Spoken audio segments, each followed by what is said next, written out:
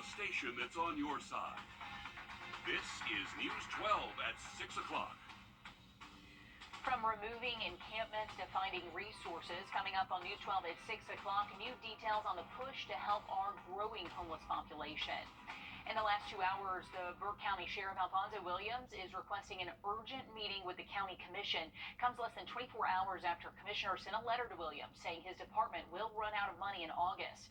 There was also a county budget meeting this afternoon, and our Wrdw was there explaining what we know as of right now.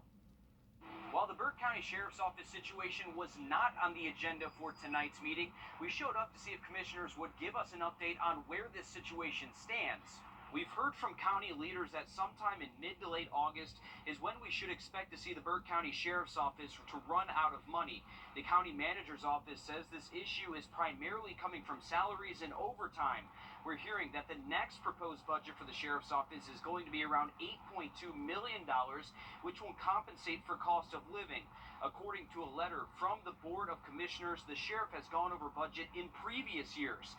We asked why this was so different. They say it's because of the dollar amount that the sheriff is over budget this time, which is just under $1 million. The county manager says that there is no plan B right now. We plan to speak with commissioners after the meeting to see if there's a resolution on the horizon. We'll keep you guys updated with that emergency meeting as well as what commissioners have to say. Reporting in Burke County, Wrdw on your side. And we asked Chairwoman Terry Lodge Kelly for a comment, and she declined. We also asked about a statement for the public, and she said they'll talk with their attorney and staff, but didn't say when one would be released.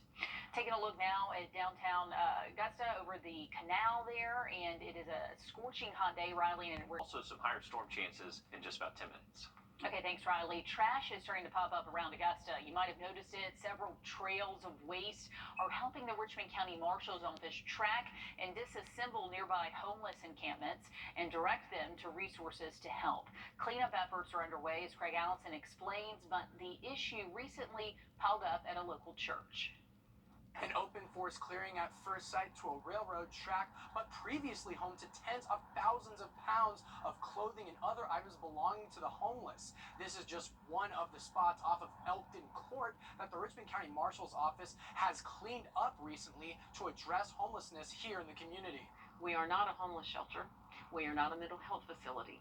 And so many times those are the two biggest needs. While Vineyard Church of Augusta serves more than 300 people a month on average with their weekly food pantry Mondays and is happy to keep doing so, they say people experiencing homelessness nearby has been overwhelming. There have been times that I've seen people in our dumpster and they'll be looking for things, and other times when I'll go take the trash over there, it's like someone has set up a home inside the dumpster. After the Richmond County Marshal's Office cleaned up this spot a few weeks ago, they tallied up around 60,000 pounds of belongings in this spot. They say waste like this is a good indicator that leads to homeless encampments, an issue with increasing visibility. Where are these encampments moving to? We clean up over here, where they go. This is important data to help us get in front of this problem instead of always staying behind. Lieutenant Robbie Silas with the Sheriff's Office also weighed in, saying that of the 173 homeless people they interviewed, about 98% weren't even from Augusta. He says that's a problem due to other agencies from nearby cities, sometimes out of state, bringing in their homeless to Augusta's resources. The hope to a solution is complicated. We're forgetting those are people. Those are individuals. Now, while the Marshal's Office and the Sheriff's Office are still trying to coordinate their efforts together on the latest Washington Road initiative on addressing homelessness, they're pointing that community towards resources like the Salvation Army Center of Hope and the Marion Barnes Center in the meantime. In Augusta, Craig Allison, on your side. Two groups whose resources are certainly running thin with so much need. Lieutenant Silas also says a sister agreement that was set up between Augusta and Savannah was canceled due to the growing homeless population. It brought in people from Savannah to Augusta after Hurricane Katrina hit the South. The face of homelessness in Augusta is shifting. We've reported on this. We're seeing a lot more families, women, and children than ever before on the streets. Now local community partners are starting a new program to help those on the street and stop homelessness before it starts. Our Nick Veland live from Gap Ministries. And Nick, you spent a day with these people working on the front lines. How are they looking to bridge the gap here? Yeah, well, part of this new initiative is this tag that's going to go on top of more than 1,000 bottles of water that are already donated to get handed out to the homeless and those in need out in the heat. And there's a QR code on top that will send you to resources, but also on the back, it'll list out the resources as well for anyone, not just those that are homeless. Gap Ministries, the Salvation Army, and WorkSource Georgia are on the front lines daily doing the work. Unfortunately, as in businesses and other things, people like to talk. Work completed, we're going to get it done. I have no doubt about it. So. Randy Barrs lost his wife Linda to cancer months ago. She was a mentor to leaders in all three of these nonprofits, and Randy is determined to continue her legacy. Finish her work. She put so much of her life, her last year and a half, into the community. One way to do it is using these water bottles and tags to connect people with the resources that they need. I know specifically with the agencies that we work with, you're going to get a warm body and a warm handoff and real information. And I think knowledge is power. She says this even applies to people just a paycheck away from being homeless. Resources including help finding a warm meal, a roof over your head, how to get photo IDs, and even a job to make a stable income. They say the need is greater now than ever, and these bottles look to change that, with the long-term goal of getting the community back on their feet and finish what Linda started. And they say that this is only the beginning, and if you're out there looking to help distribute these water bottles or help donate these water bottles, we'll have contact information of who to call or email on our website. Okay, great to see so many groups working together to try to solve this problem. It is a complicated problem to fix. Nick, thank you. The second day of school for students in Aiken County ended just a couple of hours ago, and some parents are frustrated with their child's bus routes, from late drop-offs to issues with the bus tracker in Aiken County. Our Emma Ellis talked to the school district about what they're doing to address the concerns. Students all across Aiken County went back to school, but questions about bus routes and bus registration left some parents looking for answers. I checked and nothing had been updated in where it says what the bus route number is supposed to be and when the drop-off time is going to be. In the past, Aiken County has posted bus routes on their website. This year, that is not the case. This year, we decided not to, and going forward, we will not due to safety reasons, due to our environment now and the society that we live in now.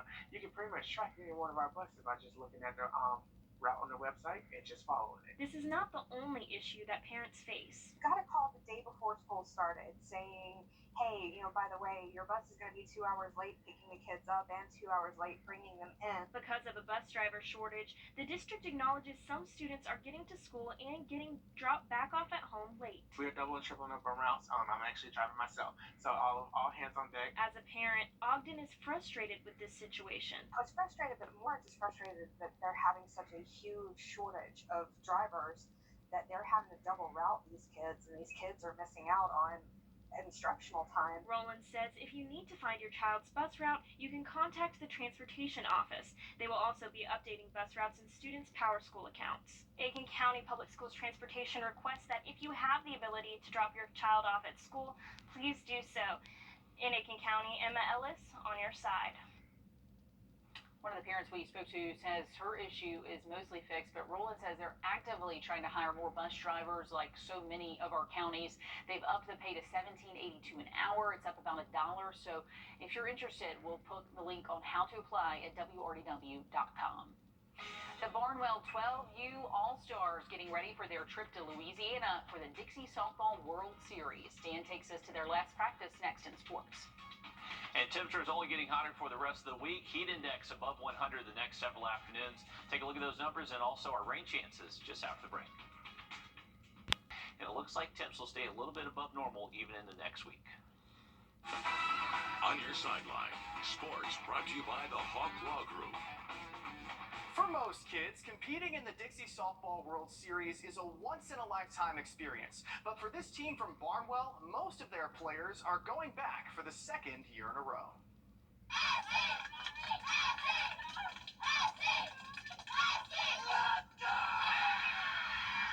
12 girls, 1 goal. I'm really excited because, one, it's a fun experience and not a lot of girls get to do it. We all feel like family, and so we're just so excited to do this all over again. 7 of the the 12 girls on Barnwell's roster won state and went to the Dixie World Series in the 9-10-year-old division last year.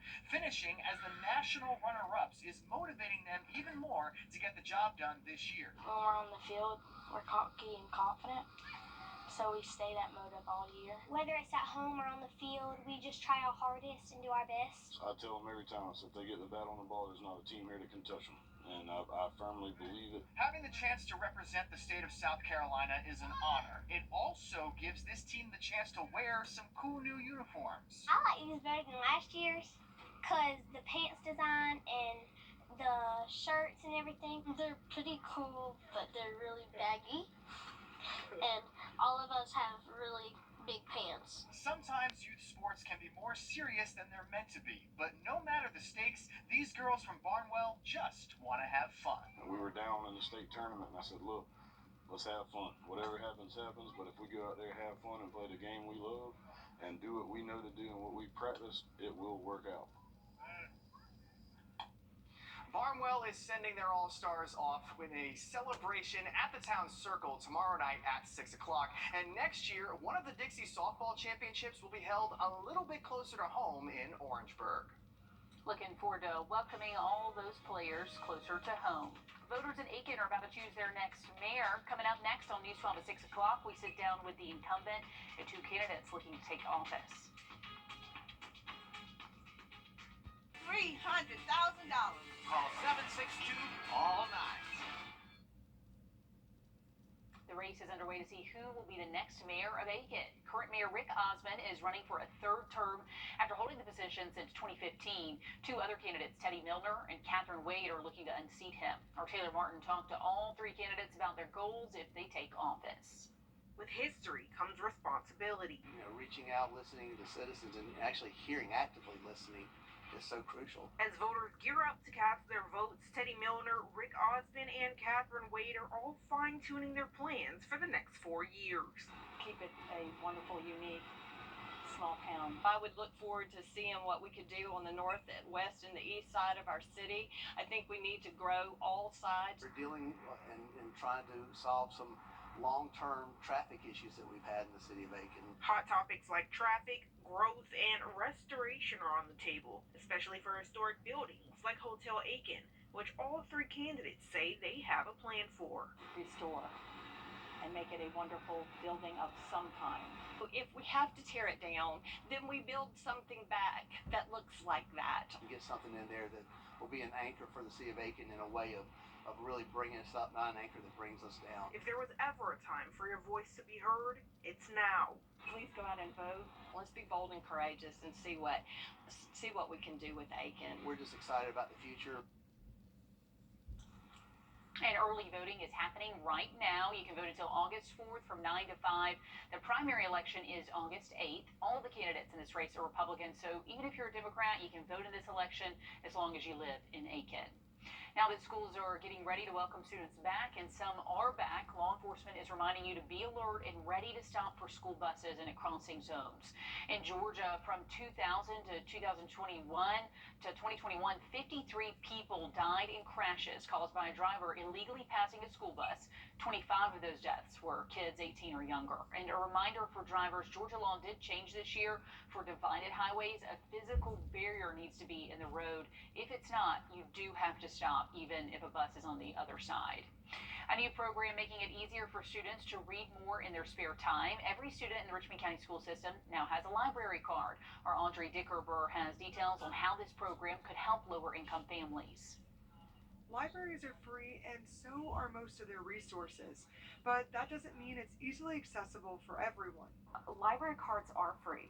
It doesn't cost anything to have one. You just need a photo ID and proof of residency. Well, unfortunately, not everyone has proof of residency. And with a child getting a library card, they have to have a parent or guardian sign them up. But that is no longer the case for Richmond County school students. They will now receive a digital library card. Their student ID number will also be their library card number, known as the play card. And what happens is if we find out, okay, are you a Richmond County student? We look them up, and sure enough, they have their play card, and we say, okay, you can check out 5. This card allows students year-round and after-school access to books and ebooks, no late fees unless a book is lost, damaged, or hasn't been returned in more than 90 days, as well as access to the library's online and in-person resources. I think it's going to help out a lot, give them something to look forward to. They have their own library card. And that she plans on doing a family night at the library once a week. Like I said, my son went up to reading levels, so 15 minutes a night, just reading something, just taking a book home, reading 1 page a night to help the kids out a lot. Wrdw, on your side.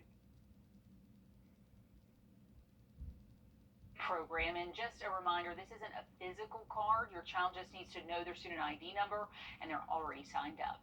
A Georgia Pines card also, this is some news you can use, can get you more than just a book or a magazine. Next time you visit Atlanta, you can check out passes for free. You can get cheaper tickets to places like Zoo Atlanta, Georgia State Parks, and historic sites, the Center for Puppetry Arts, and more. So take a look at all those perks.